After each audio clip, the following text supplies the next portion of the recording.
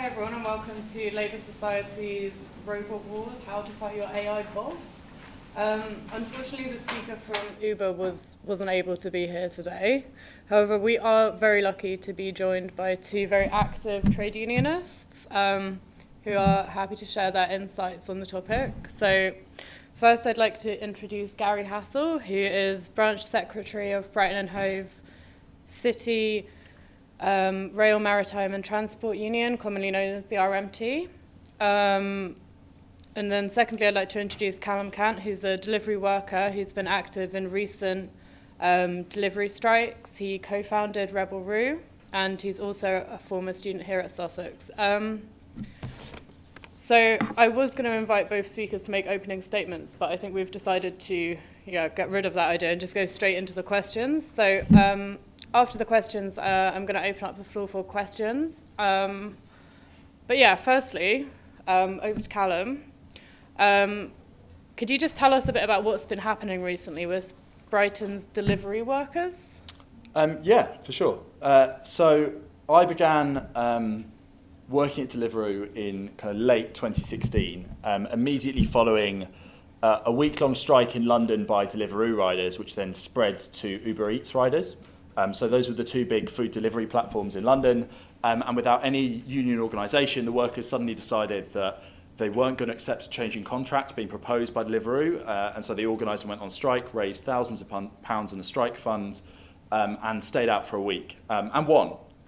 So in the immediate aftermath of that, joining Deliveroo, there was obviously a bit of, people knew about the dispute. No one had gone on strike or got organised in Brighton, but people were aware this had already happened. People were aware that we had quite a lot of potential power.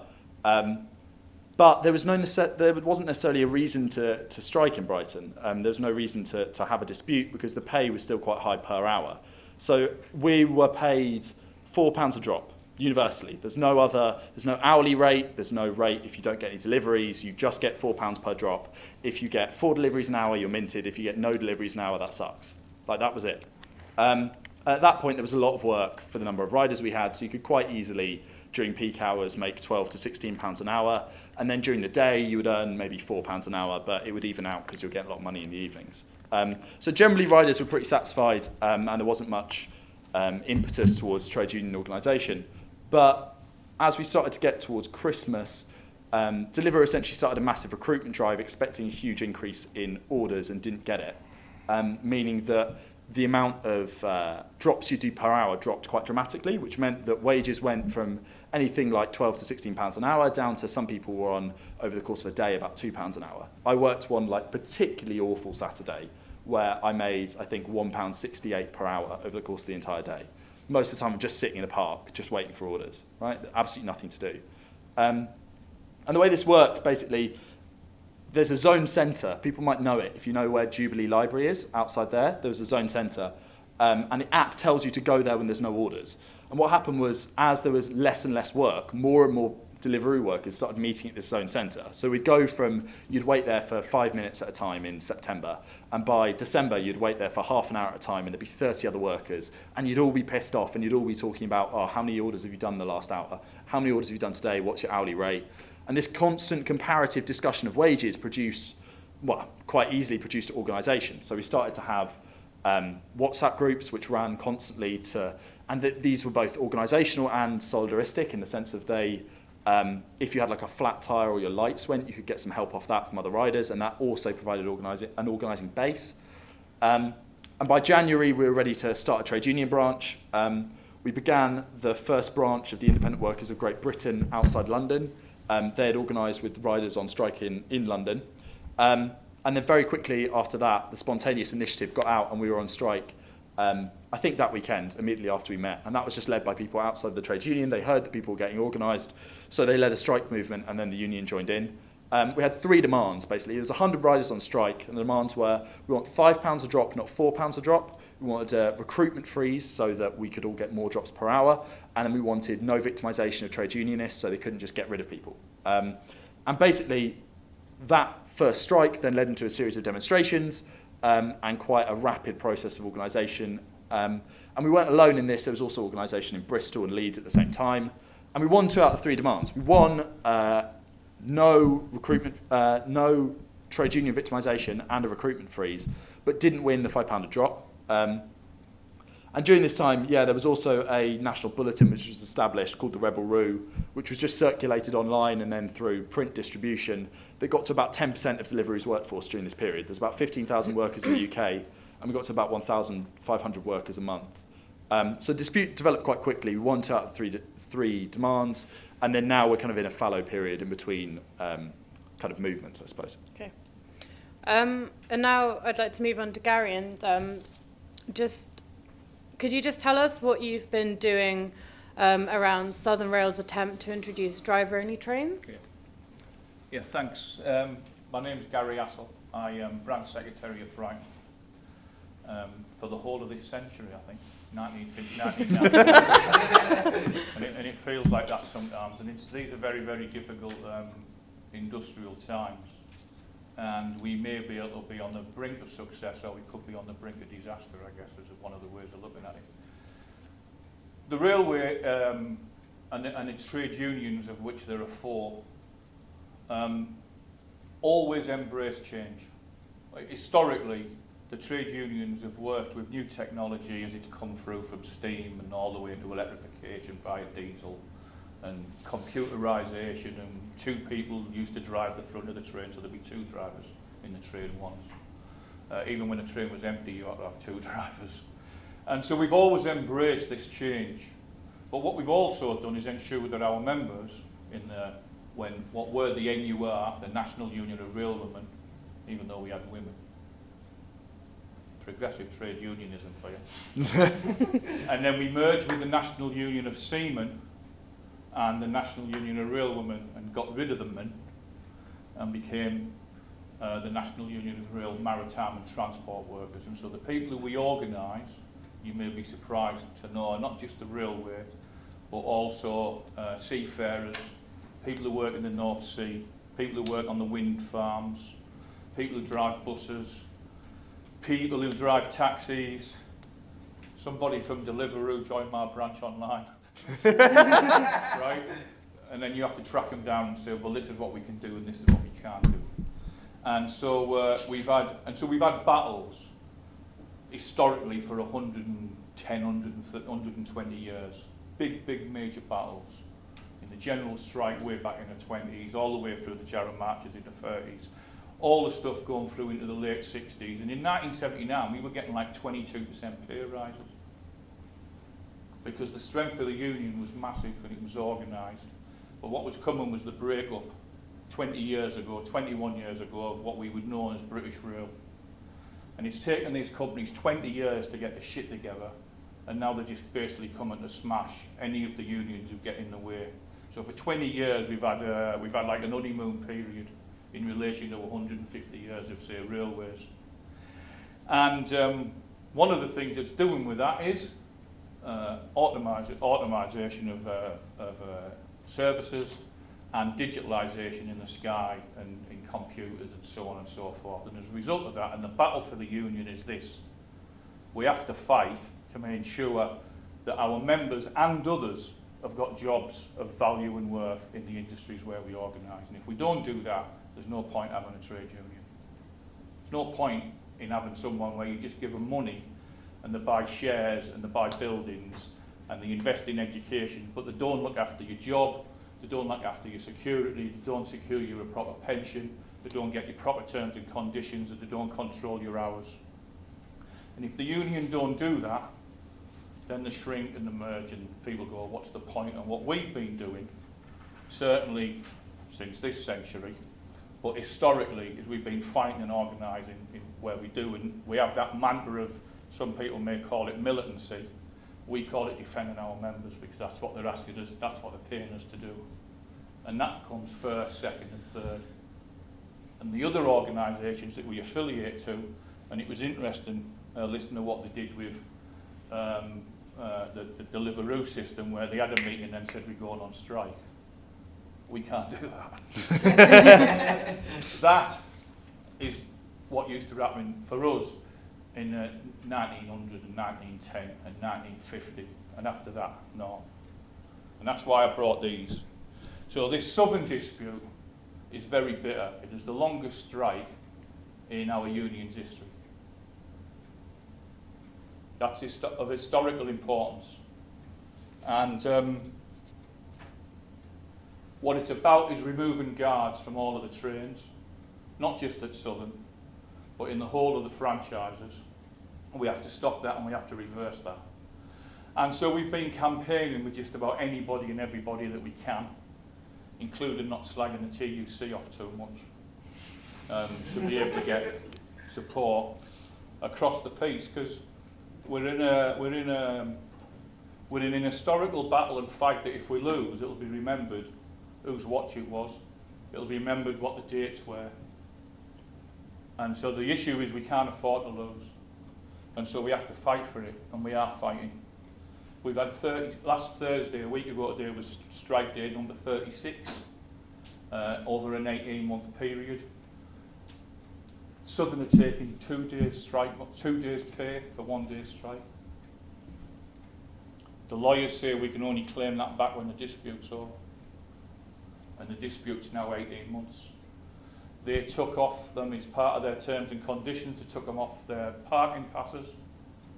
So anybody who lived out in the sticks in Sussex, because you'll know not all railway workers can live in West Hill. So they couldn't get into work. They took off the passes, and the children who get passes, they took it off them as well. So there was all these draconian measures to take a sledgehammer to crack a nut of what is generally and historically a trade dispute with a company we've had thousands of them. And if they were allowed to negotiate properly with us, we would have been able to reach a settlement within about 6 to 8 weeks. But because it's been taken out of Southern's hands and it's been run by the government, we've had everything shot at us. So if their trains are cancelled on a strike day, they introduce a piece of legislation called force majeure. It's all right, I don't know what it means either. Right. But force majeure means that they don't lose any money, and the government just give them it back because it's been affected by our actions of being on strike. So we've got to do that. So first of all, you have to have a ballot. I'll just do 2 more minutes if that's fine. First of all, you've got to have a ballot. You have a dispute, and you've got to have a ballot. And the first hoop you've got to get through is you've got to get through the threshold numbers, your 60% and your 70% of those who are eligible to vote. Then you've got on your return vote, you've got to get enough again, 80 and 90%, to be able to take any action. Then you get bombarded by the company who threaten you with legal and court action, like we've seen with the CWU today in the courts where their ballot's been overturned. 87% in favour of action, and they've overturned it over their pensions. And so you get all this propaganda and bombardment shot at all of the workers, so there's a little bit of concern about what's going on. And in our dispute, we had a series of public meetings with the MPs. Caroline Lucas was holding meetings. I was speaking at most of them. And they spoke once and nearly got lynched in the Jury's Hotel. I mean, it was quite frightening what members and the passengers were saying to their management. So it's been a bit of dispute. We've been organising and running it for 18 months. I've spoke to loads and loads I've spoke to anyone who listened to us, but I've spoke to lots and lots of Labour groups. I've been to Seaford, and I've been to Bognor Regis, and I've been up to North Brighton, and I've been into Hove, and I've been everywhere to speak to particularly Labour people, because what I wanted with Labour to do, and what I've said to Labour is I want you to influence your council, because you've got a Labour council. Honest you have. You've got a Labour council, and we were as they'd drawn the government in, we were hoping to draw the council in, but they kept stunned and kept more or less kept out of it. But when you go, and this is the success of it, we've gone from 300 guards in the Southern dispute to now in England 6 out of the 9 or 10 rail companies are in dispute over guards. So Liverpool Street to Anglia and Suffolk, we're in dispute. Merseyside, Merseyrail, we're in dispute. The largest contract for rail in the whole country is the Northern Rail franchise. We're in dispute. The second largest one is the Southern GTR. We're in dispute, and we're just waiting. Probably this afternoon it probably was the South West Trains, Great Western Railway ballots to come through, and then we can coordinate them. Now, in the past, we were always able to coordinate, because if it was the railway, it was a general strike for the railway. But now you have to break it down, and that draws into question, and I think it's a valid question, how do unions organise themselves? Thank you. So, Callum, what do you think is unique about the delivery workers' actions and how they've been taking strike action? So I think what's interesting about Deliveroo is the idea that when the gig economy started, everyone said, you know, these workers are so precarious, they can't do anything, they've got no power, they're vulnerable, they're weak, they're exploited. Actually, what we showed was that as soon as you get organised, you can start to win, even if the conditions look as bad as they could be, right? Even if none of you are properly formally employed, even if you've got no sick pay, no holiday pay, no legal protection from trade union victimisation, you can start to win as soon as you get organised. And this is the thing where, you know, when they made us self-employed, when they put us into the gig economy and you know, took away the rights that you'd have if you were properly employed anywhere, they took away sick pay and holiday, and they made our lives worse and made the job worse, but they also took away their own protection. Mm-hmm. They took away the draconian legislation that was introduced by Thatcher and Tory governments, and shamefully sometimes Labour governments supported it as well, whereby you had to have these ridiculous thresholds, right? You had these, you know, you can get sued out of any strike, like the communication workers earlier today, right? And those don't apply because we're not employed. So they got rid of their own protection, and that allowed for a high level of militancy, and it allowed for us to take action straight away. As soon as we had, you know, a majority amongst our members and a majority amongst the workers, you could just do action straight away. It was the most democratic possible form of a trade union dispute, and I think that's quite interesting. And just generally on the precarious thing, like, precarious workers have historically actually been very militant and very effective. So precarity wasn't invented with the gig economy. It started way back. Like, the first stuff is like the 1800s, right? It's as old as capitalism. But what's interesting is that the dockers were historically the major precarious union, right? They went on strike in 1889 in this big London dock strike that started a whole wave of unionisation that saw precarious workers, women, all sorts of workers that weren't traditionally organised enter the trade union movement. They started that, and then in the 1940s, they were actually bought off, right? The bosses in the state had a look at the dockers, and they said, look, being precarious doesn't work. These people are too militant. They're militant because they're precarious, right? We need to buy them off with full-time contracts, and that will shut them up. So now when we think about precarious workers and we think, oh, well, you know, if you're precarious, you can't go on strike, you can't do any of this. Historically, the exact opposite has been the case, right? Historically, precarious workers have the least to lose, so they can go on strike the hardest, they can take the most militant action, and actually sometimes they can be the most effective. Okay, so I guess building on that, Gary, what do you think of, you know, any new challenges for the RMT in terms of like new threats from management, and how that's going to be, you know, dealt with going forward? Yeah, well, the interesting thing about being a precarious worker is that you could argue you haven't got so much to lose. And that isn't, I don't mean that disrespectful. What I mean is, when you look at our dispute with Southern, the bloke who instigated this civil servant, he actually said, they've all got mortgages in the South East, they've all got cars on hire purchases, they all go on 3-week holidays, they've all got children at swimming and dancing classes and children going to university. The mortgage to the hilt, they can't afford to go on strike. It was the opposite side of the coin. So if you've got nothing, the argument is, have you got much more to give because you've got less to lose? Or is it the other way, when you get too comfortable and you get too much money and it's aligned to your pension and your job's not too bad, and we've got our people on 34-hour week, and some of the drivers are doing 75 grand. Why do you want to go out on strike? Why can't we just sit and talk about it? So there's that. And that challenge comes to when it comes to a letter that came out only last Tuesday.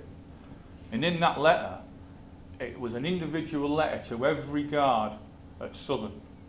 And it put the name on it. Very unusual for a company letter, because you just scribbled one name and when it said the full name, it said how many days it'd been on strike. because it's various, because some people have rest days and some people are on leave. So sometimes people miss some of the strike days. And how much money they'd lost. And it'd change for everybody, because everybody's on different types of grades, and there's various stages as you go through your band and all the rest of it. And they threatened them and they said, if they keep calling you out, we're going to have to give you going to have to put greater sanctions on you. And they threatened them with the line about the pension contributions. And that now you're in, altogether cumulative, you've done 6 weeks. And so when your pension comes, you're going to be 6 weeks like, because when you ain't paying it. So there's all them sort of threats that we have to, and as a union, we have to deal with it. And how do we deal with it? Well, obviously that was flagged up straight away. I photocopied that and sent that to the General Secretary, and in that afternoon we'd responded to the letter. We'd put press releases out that were picked up by, because we have a press officer. And we have a press officer and a web designer. Right? And they do a great job, but it ain't high tech. That's what I'm trying to get across to you. We haven't got the resources that the employers and the bosses have got. That's the challenge. But then you could say, whenever did we? You know, we've got a property portfolio at RMT, and it brings us rent. In fact, a job centre in Clapham South rent one of our buildings. So the government gives us money to have a job centre in a railwayman's bricks and mortar.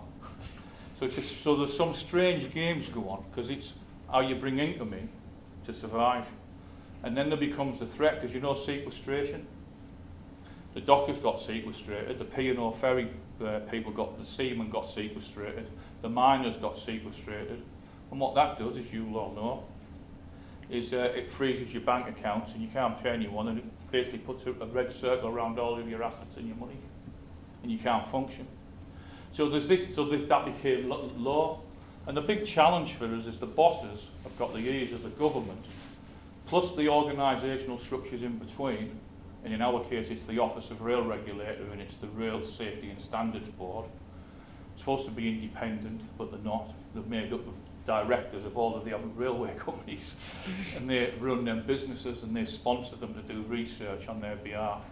And so the challenge is this: is as trade unionists, I go back to some of the words I said earlier. It's all about looking after people and fighting for people. It doesn't matter how many houses the unions got, or how many stocks and shares they've got, or even how ethical them stocks and shares might be.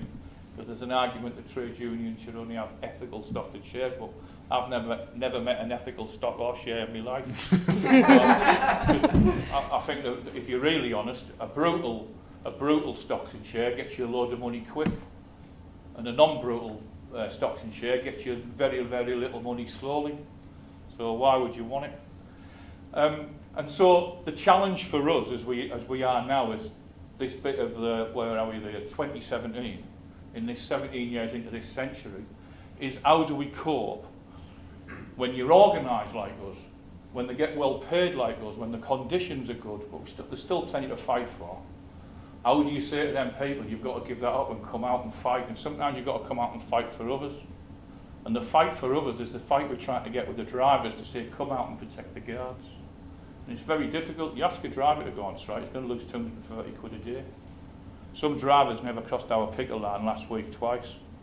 I don't care who you are, how much money you earn, if you're sort of like part of the working class, you can't lose 460 quid out your wages in a week and be happy about it. And that takes some commitment to do, and they've done it. So although we might have a pop at their leadership, I have to tell you on the ground, their members have been magnificent, absolutely brilliant. But that's the challenge for us.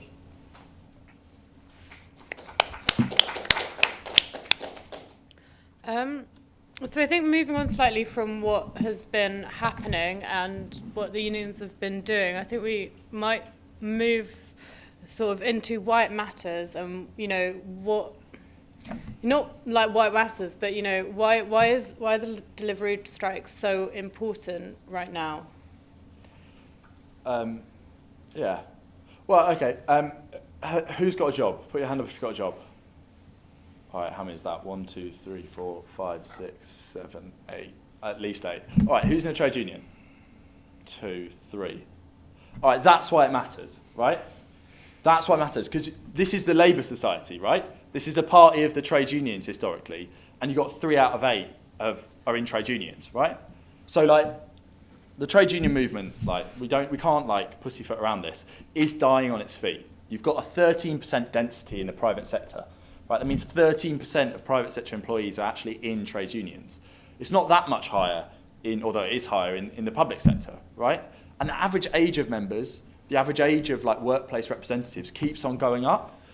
So if we're not careful, our generation is not unionised, does not have trade unions, mostly doesn't work in collectively bargained conditions, and will just totally lose a long tradition of the working class, which has been to protect our interests by organising together. So that's why it really matters that we find ways of organising with young people, with workforces that are mostly young. And it's not just happening in Deliveroo, it happens in all sorts of places. So the RMT earlier today, there were cleaners out demonstrating in London who work in the underground stations. You have SOAS, the University of London, LSE. You have all these universities, their outsourced cleaners are going on strike as well. And they've won as well. They've won better conditions and coming in-house when they were outsourced beforehand.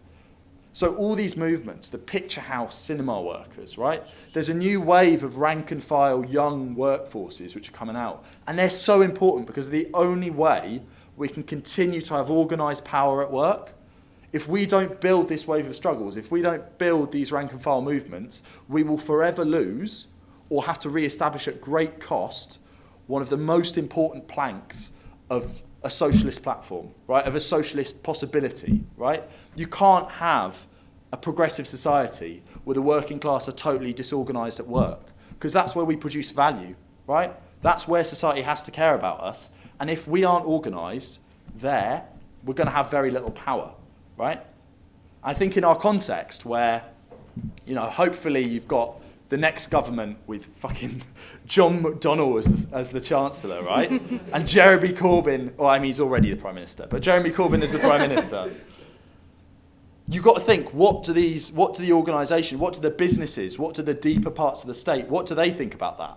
And the answer is obvious, they fucking hate it, right? Like, they literally cannot think of a worse situation than a socialist programme being enacted in government. And so what are they going to do about it? Well, they're going to do exactly what they're already doing to the RMT members, right? They're going to crack down on the government. They're going to withdraw their consent. They're not going to work alongside us. They're going to take their investments out of the country. They're going to do all this kind of stuff, right? And they're going to try and destroy the government, right? The democratic government of this country will be a socialist government, and it will be attacked by the totally undemocratic class which control our society, right? So in that situation, we need to think about, how do we generate power to implement socialism, but not just from above? Not just how do we elect people, but how do we elect it on the ground, right? How do you create the conditions for socialism from below? And for us, I think that has to mean, there's a number of different ways to get organised. But organisation at work is one of those vital, vital components, because it's where we fall behind so far at the moment. And we don't have very long to get organised, right?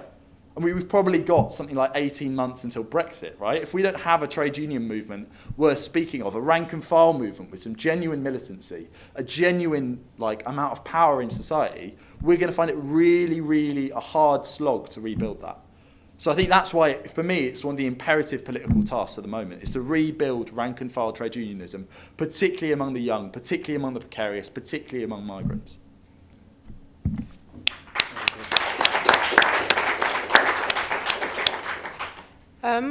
I think really following on from that, because I think what Callum was saying about how important it is also really relevant to the RMT's current struggle, and what kind of precedent will the success or failure of the current RMT struggle with Southern set for the future of the trade union movement and of the potential future of the working class as a whole? That's a big question. In 6 parts, I think. Thank you, Chair. Well, look, I'm one of those people who say we never get beat. So we have setbacks, but we don't get beat. And so if we don't win the battle with the guards, not just at Southern, then to the trade union labour movement, to society, it's a setback. But setbacks, as you see with Corbyn and John Mack and what have you, what they did in the last 2 years, setbacks can be turned around.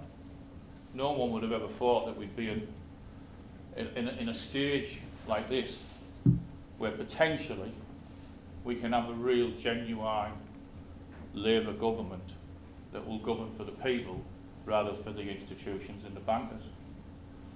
Because the one thing that the Tories hate and the establishment hate, and you all know this, is they hate Labour and they hate the trade unions. But they've known historically that when Labour get in generally, they'll say one thing to get in and then we all feel let down and they go and do something else, right? You know,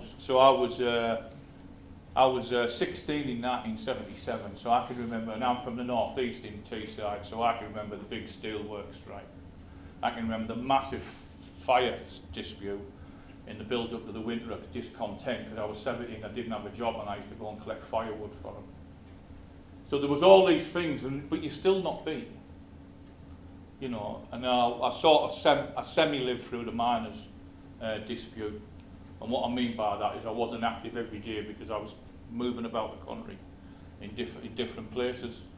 But the issues of what happened with the miners, of course, was our last great chance to grasp something. And instead we let it go, I would say, because the Labour Party and the trade union movement, the TUC and so on, didn't do what they were supposed to do, so we put it like that. So they're the challenges of it. And we've got a massive chance to switch that round. And I've got no doubt whatsoever that if Corbyn was to get in with John Mack and they stay fit and well, because they're not young men,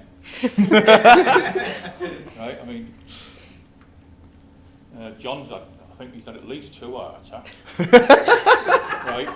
And yet he still keeps going. But he's like Ned Kelly in the iron suit. He just keeps going, you know, because what he is everything that our political leaders should be. He's committed his life to it, and he knows it, and he hasn't changed. And that's why he's been brave in the past to vote against all the things that we should be against about wars, and about not giving those people in our society proper pay awards, and making sure that there's justice in the courts, and all those things that they've done, that you all know about, that you all know about. But for us in the RMT, why are them strikes important? Well, I'll tell you this, is there about 23 million people got a job in it? It's the highest rate it's ever been in Telman. Well, we've only got 8.5 million in the trade unions. And that's why the unions shouldn't be arguing with each other, because sometimes what happens is we'll go and try and organise some bus workers around the M25, and Unite will go, get off, they're our bus workers. So we say, well, why didn't you organise them then? We're only organising because you haven't. We shouldn't be falling out with each other when there's 12 million workers at least who aren't even in a trade union. And part of the reason they're not in trade unions is we don't speak to people. We don't walk up to somebody at work and say, hello, my name's Gary, I've been here 5 years. Welcome, have you joined the union? And then you might have to spend a cup of coffee or a bottle of water explaining to them what they get from being in the union. Like I said earlier in my place, when I started on the railway it was 41 hours, and when I left it was 34 hours. On my first pay packet was £7,000, and when I left at the end it was about 42,000. So all good stuff, it's good money, the terms are good, the wages are good, the jobs are good. Don't get me wrong, the jobs on the railway are brilliant. It's the bosses who keep spoiling it. For about, you know, I don't want to get this historical sort of like me old violin, but for 20 years on the rail, everything I did at work was to make sure that the trains ran. I work on the tracks and the buildings and the bridges and all that sort of stuff. I hate trains, right? But the important thing was that the trains worked and they didn't stop, and even if it snowed, everybody went out overnight and you did it, and if a tree fell, people got chainsaws and took them out. Everything that everybody had to do was purely just to make sure the trains ran and ran as near the time as possible. Now everything on the whole railway structure is about how much money can they all make, because they're not bothered about the other company. It's all about each individual company with the shareholders making money. And the brilliant thing that's happened in the last 3 years since Corbyn's begun to come through is he's made this stamp and he's made this move, and people have accepted it, and the Labour Party accepted that we renationalise the railway. And, you know, there was times in the 90s and the zeros when people in the Labour Party said, nobody's asking for it, Gary. We can't renationalise if no one's asking for it. So I said, say, what about the anti-trade union laws then? Nobody's asking for it. They're scared to ask you for it. If they ask you for it, you expel them. Right? Or you do whatever it is you do. But you know, but it's the big organisation of the working class and workers, and beyond the working class as well, because much beyond that. It is genuinely a broad church type of thing. And but the challenge for us is, why is it so important? It's like Eddie Izzard up here. I start and I keep going off somewhere, then come back. No, why is it important? I'll tell you for why. Because apart from them numbers of 8 million and 22,000 workers, so we're missing loads. He's right, like you said, where's the next lot coming through? Male, pale and stale, that's what we are. You know, I'm 56, I haven't got anyone who wants to be the branch secretary in Brighton. I'll find someone. But you can't just hand it over to someone who turns up twice. You need, like, when I got it, I took off a guy who'd been there 20 years. We need more women in it. So we've done things in our union to promote and get people in, and we've got, in the last 3 years, for the first time since the 20s, since 2009 to now, we've probably had 4, maybe 5 women on our executive. And between 2009 and 1923, we had none. You can't be a trade union that does that. You might as well just say I'm a trade union, but you're only joining if you're a bloke. Because we don't give any women a representation, and it's the same for others, and it's the same for the other people who've come in since there, you know, with the immigration. And so what, you know, you get people who've come in from Europe. We've got a lot of people who are coming in from Spain and the Iberian countries and nations. And they're brilliant, and they bring something fantastic with them. They're brilliant communicators. Unlike us or me, they can speak multiple languages, for example. And so they bring something to it, and it's great. And that's why you need to have the McDonald's dispute. We give £10,000 to the McDonald's, them shops that were on strike. We think it was a week's wage for everyone who took the strike, 10 grand. Our members give that, the executive made the decision, the members give them it. The Ritzy dispute, I've been on the picket line at Press and Circus. I won't go in it until it's sorted. That's how you do it, you just boycott it. You don't need a leader to tell you to boycott it, you just do it. Do it yourself. The Deliveroo, I've had very little interference with Deliveroo. I've never ordered anything from Deliveroo. I don't buy takeaways. I know it looks like I do, but right. But what we have done, and we've made them welcome, is in the Trades Council, we've had a number of delegations from the Deliveroo workers asking us for support and advice and guidance. And we've been able to try and deal with that and do that. And they're the challenges that are facing us. And see, that ratio doesn't surprise me. You know, that 3, 8, I think there's 21 people here, so 3, 8, 21, so there's 21 workers, 8 have got a job, 3 are in a union. What it means is for the other 17, is you've got only 3 people when you go into the workplace arguing your conditions, your health and safety, your pension, your time off, your maternity rights, your paternity rights, your right to wear proper clothing, your right to be able to travel safely. All the things that trade unions do that most people don't know about, that's the kill. You speak to people and they don't even know that why they're on a 34-hour week. They think it's just the job, and you have to explain to them. All them men and women there, they all got you that. Because they took in them days they never took a ballot vote. They walked out. And I'll just finish on this one point. Until we get back to the position where the trade unions can organise themselves freely, until you can get into a discussion and a position where the workers at a workplace can take action without going through the whole hoops and rigmaroles and hurdles that we have to go through, you'll get long, protracted disputes like what we've got, instead of people getting around the table and sorting it out. I've no doubt if we'd have just put our hand up in a meeting in a car park at Brighton Station and said, right, we're walking out and we're not going back, the dispute would have finished within 48 hours. Instead, what you have to do, it's laborious. We started our dispute in February 2016. after we'd spent 6 months trying to go through the machinery with the company to try and get agreement. Couldn't get agreement after 6 months. We started the dispute in February. We never went on strike till April, because you have to send the ballot papers out, they have to be independently assessed, they've got to come back, you've got to do your consultation programme, you've got to go to an avoidance of dispute meeting with the company. You just had that for 6 months before you had the ballot. And then you do that, then there's the threat of court action. They took us left the court, they didn't take us. Cost us left best part of £1 million. Hence why Oslo aren't quite so keen to go on strike anymore. Right, which brings me back to the early questions. What's it about? Stocks and shares, money in the bank, or bricks and mortar? So you do that, and then you have to give them 2 weeks' notice of when you're going to go on strike. So that's why I brought these and these badges. So we've had a big, massive campaign. We've got these series of badges. They all look the same, but they all have little different messages on. Keep a guard on the train, keep your ticket offices open, keep your platform staffed, because that's when things go wrong. You wouldn't go to the doctors, would you? And there was no doctors there. And the thing I say about the guard, if you go and watch football, you'd imagine the Albion playing Swansea next week without a goalie. Because Houghton says, well, actually, the goalie touches the ball now and again. And then, you know, he doesn't really do a lot. And he wears a green shirt, but he only stands down there in the end, and he walks across his line a bit, and every now and again, I mean, most of the players in the middle, because that's what they've done with us. They've said, we're going to take the guard away. And everybody's laughing their heads off. You can't. The person's called a guard for the reason. The guard the train. The driver drives and the guard guards, right? And this is what they can't get to, and I'll finish on this. Tragic as Grenfell was, it's exactly the same equation.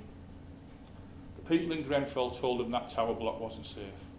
They told them it wasn't being maintained properly and the workmanship was shoddy. The authorities, the Health and Safety Executive, the government, the managing company, Kensington Borough Council all told them it was fine, we've done a risk assessment. And exactly the same thing's happened with the railway. We're telling them it's not safe to have unmanned stations, it's not safe to take the guards off trains. But the government, the employer, the Railway Safety and Standards Board, the Health and Safety Executive, the Office of Rail Regulator, they're all telling us who are doing the job and who know it. Oh, it is safe, we've done a risk assessment. And that's what it all boils down to. The legislation says you can make anything safe as long as you've got a risk assessment, and that's why you need a trade union.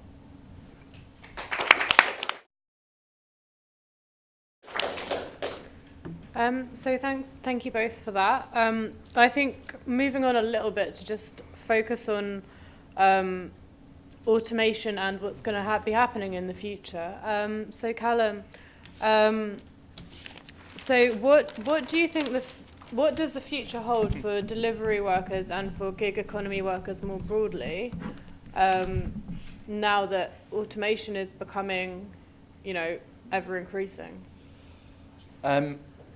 I think the first thing to say is that it's in line with the trade union legislation, right? We can't. So far, what Corbyn's come out and said publicly is we're going to take back the 2015 trade union bill, which is great. The 2015 trade union bill is a terrible bit of legislation. It's authoritarian. It's complete. Yeah, no, it's bad. But we also need to take back earlier legislation. So there's the 1992 bill, which basically consolidates all of Thatcher's stuff. So for the first thing we need to do, if we want to have a future, is we need to make it clear to the leadership of the party that they can't just take back the 2015 Act. We also need them to take back that earlier Act. We need a bill of trade union freedom, right? We need a bill of democracy at work. That's what we need to even guarantee that a future will happen for working people in this country. As far as automation goes, so I've got friends who work overnight in supermarkets or who have worked overnight in supermarkets, and they have automated management systems that are exactly the same as the automated management system you have in Deliveroo, right? So at the moment, wages are so low in this country, ridiculously low, that managers are actually a much better bet to automate than workers, right? They do complex management tasks, which a computer can do in half the time, right? Any worker who does a semi-complicated physical task, it's not worth automating them, right? There's no point. But the management tasks are worth automating. So we'll see the automation of management. So anyone here who's never worked for a computer before, you're going to start working for computers because your supervisor's not going to be getting paid £10 an hour. They're going to be replaced, and you're just going to have a little box telling you what to do, and a box that can measure everything you do as well, that can control you. There's no sneaking for an extra long, like going to poo on company time. That's not happening, right? You've got a thing, it will count down, it will start docking your wages if you're not out. You know, they control you and they make your life so much more difficult.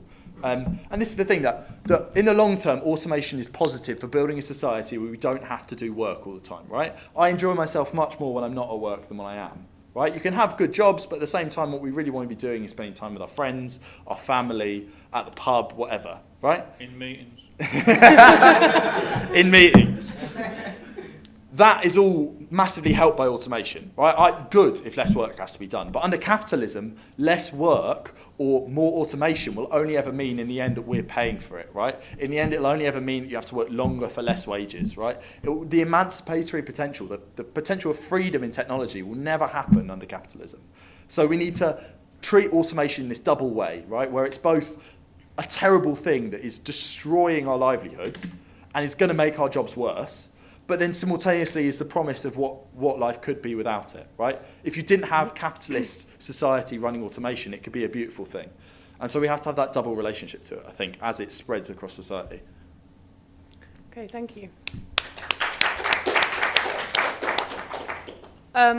And quite a similar question for you, Gary. You know, with like automation on the horizon, what do you think the RMT's response to that would be, especially if it could, you know, interfere with your members' job security? Yeah. Well, it is interfering with workers' jobs. There's no doubt about that. So what you've got to argue and what you've got to have a presentation of it is you've got to have a plan. You've got to have an understanding of what it is you want to deliver. And my view is that automation is a fantastic thing, digitalisation is a fantastic thing, but we use it to enhance workers' livelihoods and jobs. And if you're a passenger or a punter or you're on a cruise, you want people and you want automation to make your everything so much safer and smoother and easier. What we seem to be getting is an advancement in something. And so because there's an advancement, it means they can remove something. Then it doesn't, the risk and the safety control seems to be taken away, and the bit that they take away is the human being. So you know, in our dispute, one of the things they've done for technology is they put cameras on every door. And if a seagull shits on it, it don't work. Right? And on the door, and there's 12 carriages. There's a little monitor the size of a matchbox in a box with about 6 or 8 matchboxes in it. And the driver has to look at each one of these things and make the decision while they're driving that everyone's on or everyone's off. And part of our claim is that if you had a guard, because the driver can't come out of the cab, if you had a guard who just stood there and looked down the train and rang a button and stepped back in, the driver could drive the train without taking the risk of all these monitors. Why not just have the monitors as well? For the driver to do a double check. It enhances the position of safety. It was 99% safe getting on and off the train, which is the most dangerous part of a train journey, by the way. Why would you want to remove the human being part of that equation? I just do not get that.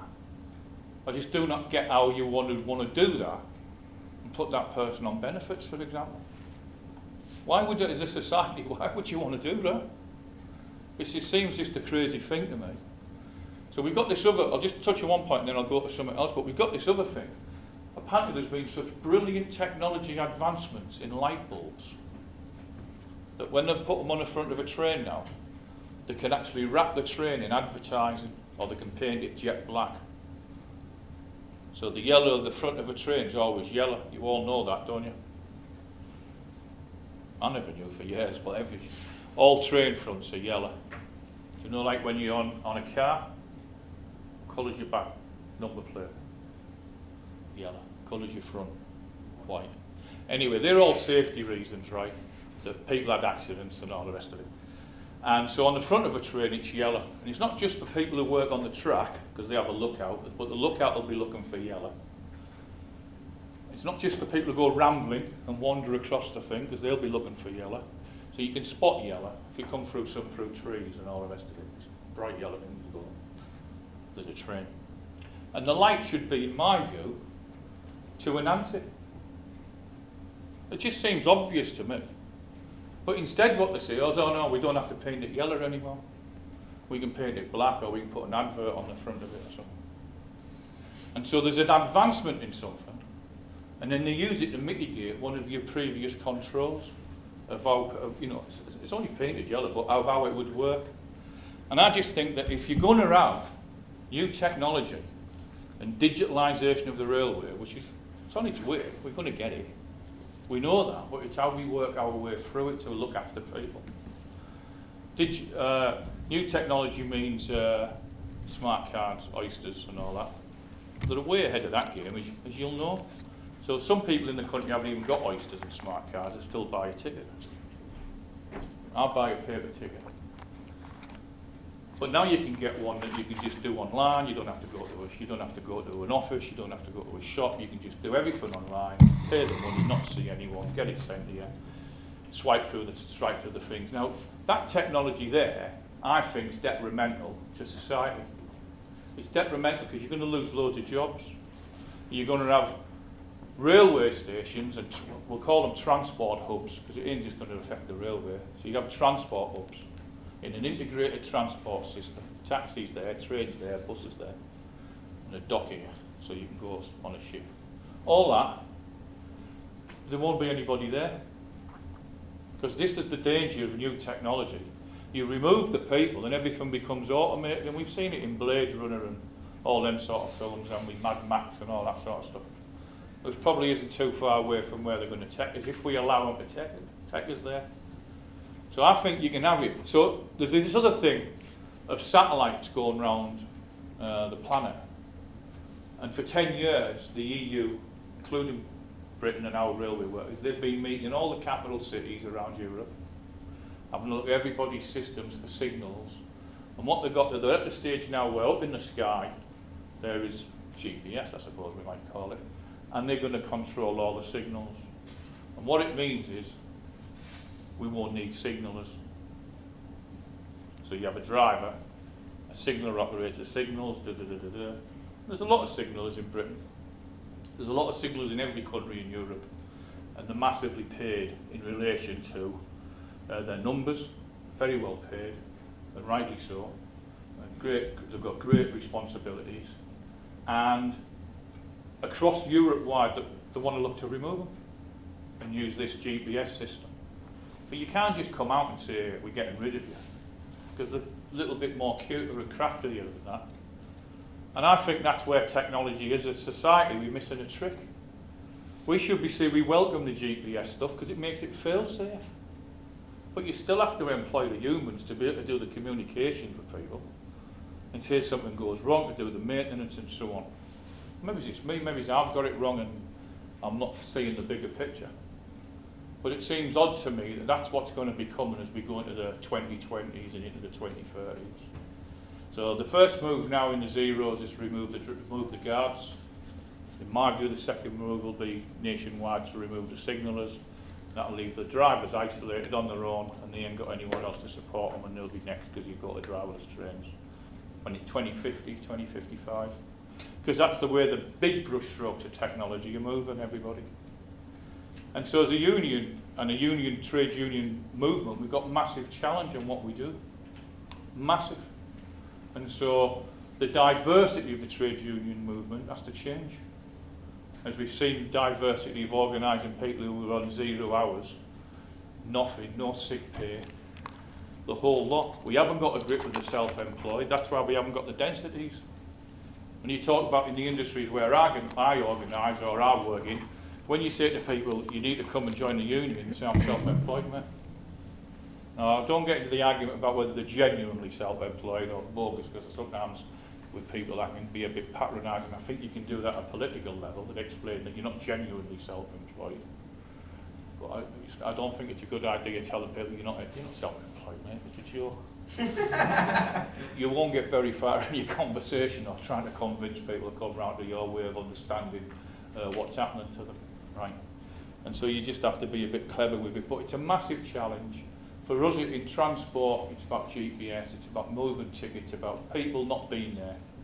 And for you, in a socialist organisation, in a Labour Party organisation, in society, and the future shapers, I guess, of how the country works, we've got to understand, is that the society we want, where there's nobody there? You go on Brighton Station and all you see is computers, screens, cold steel boxes that might sell you a ticket if you haven't got a credit card or you haven't got an implant. It becomes a mugger's paradise. That's what it becomes, for one thing. All the ills of society that we should be spending time dealing with and treating with. If you know that there's nobody there, you're going to go there. If you know that the train tickets from London to Brighton by this stage are £110 each way, you know that the people getting on the trains have got something that you haven't got. And that's money either in the form of credit cards or material or whatever. And it becomes a mugger's paradise. And that's not what we should be fostering or we should be trying to encourage, and we should be doing it with caution. And we should make sure that our systems are safe and technology enhances what we already have. You have to keep in society people's jobs, because one person's job is a family of 10. That's who we're relying on them. Maybe it's not so much in the southeast where mums and dads and kids all have to work, but particularly as you go further up north on these islands, it's less than in my day, but there's sometimes only have one breadwinner or one person bringing in an income. Because there just isn't a diversity of jobs in the north and in Scotland that you have here. Because that's why I'm here. I'm an economic refugee. That's why I came south in 1982. And there's lots of us who've done that. And so there's a big challenge, I'll just repeat, there's a big challenge in relation to technology, and we have to find a way as a trade union labour movement to harness it, to enhance what we've got and protect people's jobs. Thank you. Thanks very much. And now I just want to give one final question to both of you, and it's going to be the same question, just to sort of tie everything in together. And that's, how can we as students help and show solidarity with striking workers and get involved in the trade union movement in whatever form that takes? Callum, do you want to? Yeah. Well, for me, it all comes through the lens of we have to get ready for this confrontation that's going to happen when a socialist government meets a capitalist state and a capitalist class, right? And that confrontation is what we have to build for. And it doesn't just have to happen in the trade union movement, although it's important. I'd say that everyone who's in a job needs to be talking to your fellow workers about organising, right? You don't have to organise straight away, but you need to be having the first conversations, right? If you're in a branch, you need to be building it, you need to be pushing for action. Collectively, as political organisations, we need to be making a case for a democratisation of rights at work, and for a socialist programme more generally. But then also people, as tenants and in the community, there's forms of organisation we can build, right? So we all pay extortionate rents, right? If we ask people who pays too much rent, it would literally be everyone, right? Like, even if all of us don't have a job, we all pay ridiculous rents for crap housing, and we can get organised around that as well in a very similar way. And we can get organised within the Labour Party to keep on pushing this perspective that might actually have some chance of solving the problems of society, because otherwise I think we're kind of done for. So it's very simple. It's organising with other people around everyday problems in a straightforward manner that's not complicated, that's just talking to other people and getting prepared and getting organised. Okay, thank you. Barry, over to you. Yeah, very quickly for me, in our dispute, the students here at Sussex have been great already. You've helped, some students from me have helped us when we've done postcard campaigns in this dispute. Every time the fair rise gets announced, we put out a postcard display early in January. And we've had students come to that, we've had students come to visit us on the picket line. And they're the sort of things that you should just do, really. Solidarity across the board. I think in the trade union and labour movement, you can't pick your disputes, you back everyone. Workers don't go on strike easily. It's an expensive and stressful game. So wherever you see workers who are in dispute, my message to what I would say to students in Sussex, where, you know, people will welcome you to just spend 5 minutes and say, look, I know about you, because I do it, but you go to them and this is the sort of thing you say, well, hello, I'm so-and-so, right? I've heard about your dispute, I read about your dispute, I just thought I'd come down off your hand of friendship and solidarity. You're not going to change the world, they're not going to let you join. You're not going to be able to, if the firemen, you're not going to put their overalls on. There isn't anything you can do in them terms, but you can go down and say hello and go down with 2 or 3 of you and just speak to them as you would an unknown friend, but they are your friends. 5 minutes is generally enough. If you have a film studies people, get in touch with either the steward or the union, say, can we come down and do interviews? I must have done 6 radio interviews with people from here who come and visited us at Brighton. And sometimes it's a radio as part of your studies, sometimes it's video.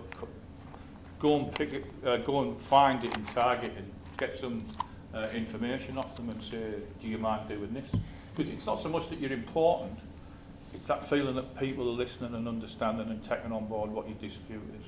There's so many people say to me, what's the RMT then, mate? And I think, God, if you don't know now, what? Right? I wouldn't, you know, that's in Trades Council. You know, but so the thing is, you see, is you just, for me, the message is to, if you see a dispute, even if you go back home, because not everyone's from Brighton, I know. Even when you go back home from university, you're on your breaks and you're back there, you don't have to preach, you don't have to sort of get on a hobby horse. You see there's a dispute in where you live, whether it be a bakery, firefighters, nurse, NHS, school teachers, all them things that we need. Even, you know, just go and spend 5 minutes with them would be my message. Here, if you're in the Labour Party, tell your council. It's the same message we've been saying. You have to, the councils have got a massive say in it. They don't own the railway, but they own tourism. Now, I don't know how you get in and out of Brighton with so many people as what you do on the train, and it affects them. And we wanted the council to speak, and if you've got any influence there, or people speak to you about what do you think you need to do, you tell them you want the council to be receptive to what the people in their city are doing. And that when people are fighting, it's not because they want to fight, it's because they're having to fight. And you expect our elected people on the councils to come out and help and support. Some do, but not enough, and we should have had a statement out of the council over the 18 months, at least one. And I've said that to every Labour group I've ever gone to, like, so. I'm not just saying it here if people from Labour or from the other people that, you know, they're not here and you think I'm just speaking because you're here at the complex at the university. Now, I've said it to all of them. That's what, when they ask me what is it you want to do, come and join us on the postcards. Come and spend 5 minutes with us, right? And tell your council to back us up. They're the bottom lines, because what more can you do? It's just small bits really, and them small bits are significant to the people who are in struggle.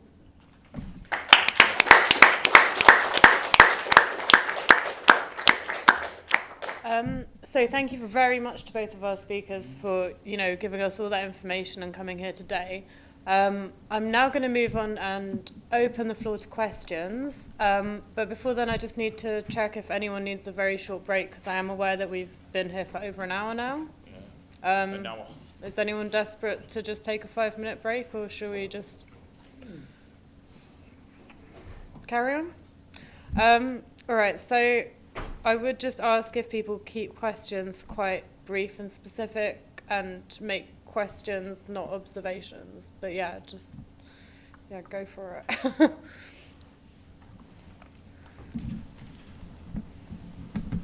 Yeah? This question is specifically to Callum. I've been avoiding using companies like Uber and Deliveroo because of their, you know, being part of the gig economy. Do you think that that's actually the right stance to take, or do you think there's a better way to go about showing solidarity to the workers? Well, I think it depends if the workers have called for a boycott. So like Picture House, they've called for a boycott. So obviously you don't use Picture House cinemas, you don't use Cineworld cinemas. And obviously you never cross a picket line, that should go without saying. But beyond that, I don't think it's useful to boycott Deliveroo, just tip. That's just like tip a quid, because you'd be amazed at how many people don't, like 90% don't. But use the service, because I mean we need the orders, right? What we need is like systemic social change, not individual boycotts, although I appreciate the sentiment that goes behind them. What we need is to like all muck into common struggles, not to individually change how we're consuming. Yeah, Duncan? How do you think the Labour government, this is more directed to Gary, how do you think a Labour government would respond differently to a Conservative government in the case of such the trade guards dispute? I think they've made it very clear that we're having our guards, and where we haven't got guards, we're going to reinstate guards, because one of the things you need to do under a socialist and Labour government is you need to create jobs. I mean proper jobs. And all these trains that we run, and they tell me there's 1 billion journeys or something. I guess that's the people who are getting on them. But all these trains that everyone's running and all the rest of it, a good third of them haven't got a guard on or a second person. So for here, Thameslink, the Thameslink service that goes to Luton Airport from Brighton, I would be expecting the Labour government and the Transport Minister, Andy McDonald, is that how you say it, McDonald? Is he a McDonald or McDonald? He's not a John McDonald. I think he's McDonald. Yeah. He went to my school, I should know, shouldn't I? He did as well, yeah. Well, so Andy McDonald, he'll be looking at all the issues and schemes across transport and say, where can you make gains? So what we've always said in the rail, when we bring it back under nationalisation, we don't just want a loaf of bread. We want the bakery, we want the lot. So can't you say we're bringing Virgin and Southern back in and the train operator companies? You've got to bring the tracks back. Well, the tracks are on, in a way the tracks are back. But you've got to bring the people who are making the clothes. You've got to bring the people who make the PPE. You've got to bring the people in who train people. You've got to bring the people who own the property back. You can't just say the trains and the track and the signals. You've got to bring the whole kit and caboodle back, because that's how you get to having a proper railway system that works with people. Because all you want on a train is you want a safe journey, a cheap journey, and one that gets there and back on time. And the only way you can deliver that is if there's no friction between all the different businesses trying to get their 10-15%. So I think it's quite clear what Labour said, and we will absolutely welcome it. I mean, the issue with us is, not only bring the rail back, but bring the gas, the water, the electricity. Because them utilities are what make, for ordinary people, is what makes or breaks your life. Housing, schools, you have to have that staple in your society before you can sort of go in with it. We almost had it, don't we? If you're as old as me, you can remember we almost had it. And we didn't, so we would welcome that. And those of you who don't know, in 2028, my union took a decision in Glasgow at our annual general meeting to support other political candidates other than Labour, which immediately got us expelled from Labour, because you're not allowed to do that under Labour rules. And the feeling was at that time was that Labour weren't delivering, they weren't bringing the rail back, they weren't delivering the anti-trade union laws. I hope that you aren't all too young to know that. Some of you aren't, I can see. Right, but this is the background to where we are. And so what we did is we introduced these 4 questions to anybody who was in the political spectrum, whether it be local councillor, parish councillor, or the Prime Minister, or the MP, and we asked them these 4 things. Will you repeal the anti-trade union laws? Will you bring back under ownership flags of convenience in the shipping industry? Will you renationalise the railways in its entirety and not deal, mess, or sell off the tube networks? And if you answered yes to all 4, then we put you in a Dublin store because you were lying. No. If you answer yes to all 4, then we were prepared to offer our hand of friendship and say whatever we can do for you, we'll do. And as a result of that, we got really this eclectic mix of MPs all over the place. From Plaid Cymru, from Caroline Lucas, to loads and loads of Labour. Don't think we abandoned Labour just because we weren't in. I was still paying every general election to haul Labour around to Kemptown and to where I live, Central Brighton, Pavilion. We always spread our, we have a management fund in the branch and we have a political fund. And all the money in the political fund we use for political reasons and we give it to them all the time. And they always took it. And that was not a thing. So but you can get back. So where we are now is that this year, for the first time since that happened in Glasgow, a resolution came in saying we should explore returning back into Labour under the leadership of John Mack and Jeremy Corbyn. And the last point, because so we have great belief in them, we just didn't have great belief in some of the others because they said one thing and went outside and did another, and we found that very frustrating, and our members did. But the thing with that is that when, in that period when we've not been in Labour officially, we had the biggest parliamentary Labour group ever. And we had 29 members of Labour who were MPs in the House, who were in the RMT parliamentary political group, and our convener was John McDonnell. And John had come to the union every 3 months and give an update and a report.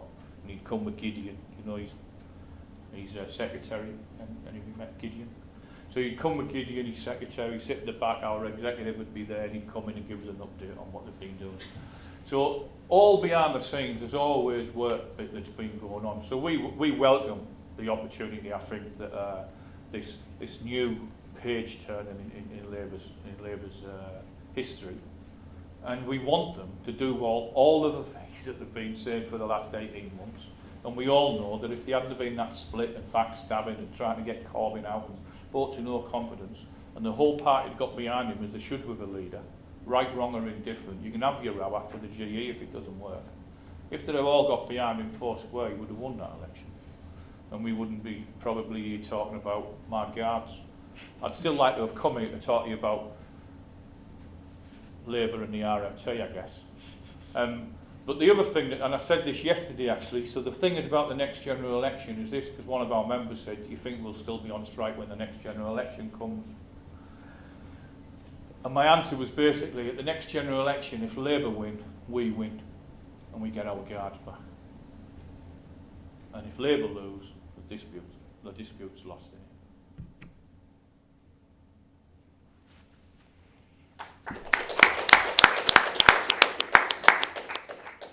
Yeah. Question for Callum. What do you think that young trade unions can do to sort of get other young people into trade unions and get them active, functioning organisations? What can trade unions do to change to do that? What can the Labour Party do to get more young people within the TUC as well? More young people involved in trade unions? Okay, so the Labour Party, the trade unions, and trade unionists. And young people themselves, yeah.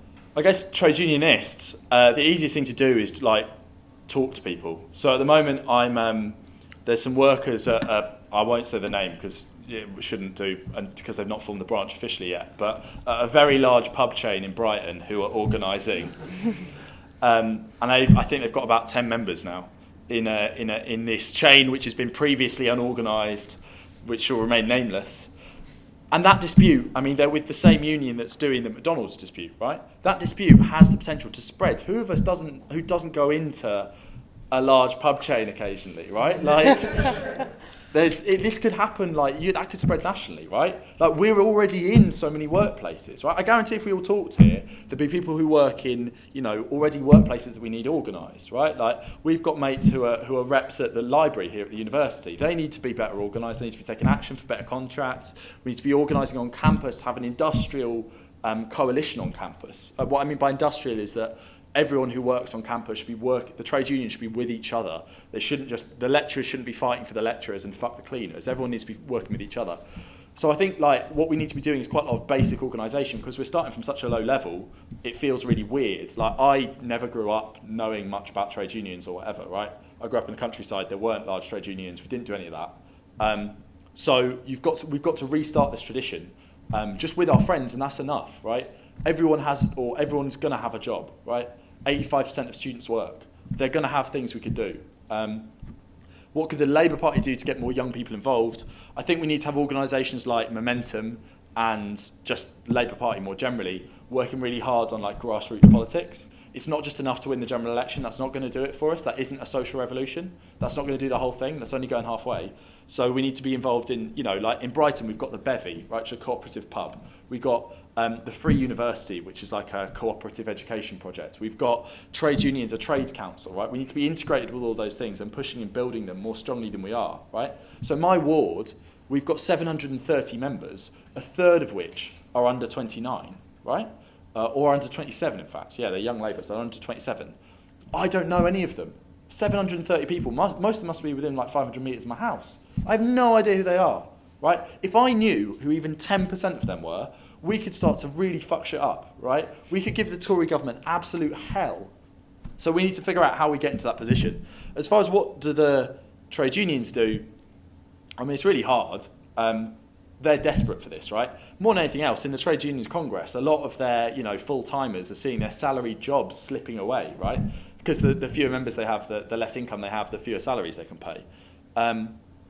I think we need to return, like, who's been successful since the economic crisis in 2008? It's unions like the Independent Workers of Great Britain, the United Voices of the World, some of the more militant campaigns in BEC2, in the Bakers and Allied Food Workers Union, the Communication Workers Union. It's everyone who's taken a more militant stance has been more successful. So go back to grassroots, simplify it, cut the bureaucracy, be straightforwardly political, be straightforwardly organised around economic issues, and just do things simply. I don't know if the Trade Union Congress is going to be able to do it, to be honest, because they've got so many people investing their £100,000 a year, and they've got such a culture built around that. But you need to strip that away totally. That can't happen. You can't. Someone won't join a union whilst some bureaucrat is on, you know, 70 grand a year and lording it up, right? That's not going to happen. You need to strip that entire level away. I mean, to have a proper rank and file movement that's based on democracy in the workplace and, you know, what the shop stewards movement was back in the day.